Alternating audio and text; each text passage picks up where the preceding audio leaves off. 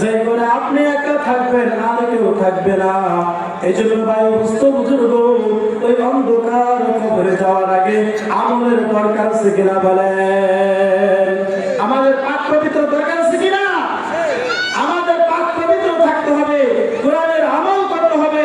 আল্লাহ রাব্বুল আলামিন যেই কিতাবের ভিতরে মানব জাতির জন্য শিক্ষা দিয়ে গেছেন, যে মানব জাতির জন্য কল্যাণ দান করেছেন, সেই কিতাবের একটা বাগান আপনারা করেছেন, সেই কোরআনের একটা বাগান আপনারা করেছেন।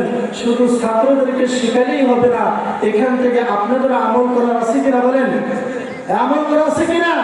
এই জন্য আপনারা যদি ইচ্ছা করেন প্রতিদিন একটা করে কোরআনের আয়াত আপনারা এই মসজিদে শিখবেন, পারবেন না ইনশাআল্লাহ? চেষ্টা করলে 40 দিনে 40টা আয়াত শিখবেন, 40 দিনে 40টা হাদিস শিখবেন, 40টা মাসলা শিখবেন। আলহামদুলিল্লাহ, আমাদের হযরত আমাদের উস্তাদ মহোদয় যে আজ মসজিদে ইমাম আছেন, প্রদীপ সাহেব, আলহামদুলিল্লাহ অত্যন্ত ভালো মানুষ।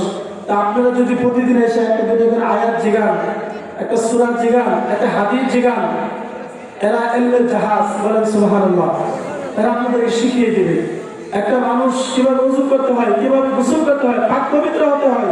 অনেকে এখনো গোসলের 3টা ফরজ ঠিক মতো পারে না, অনেকে ওযুর 4টা ফরজ ঠিক মতো পারে না, ওযু ভাঙার কারণ যে 7টা অনেকে ধরলেই পারবে না। বলেন আসলে এরকম মানুষ? নামাজের জন্য 10টা সূরা মুখস্থ করা দরকার, অনেকেই পারে না।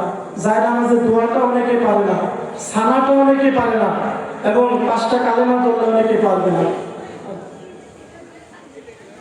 যাই হোক, মূলত উদ্দেশ্য হলো যে কথা বলতেছিলাম, আল্লাহ তাআলা রাব্বুল আলামিন মিনাস যুলুমাতি ইলান নূর বিইذনি রাব্বিহিম ইলা সিরাতিল আজিজিল হামিদ।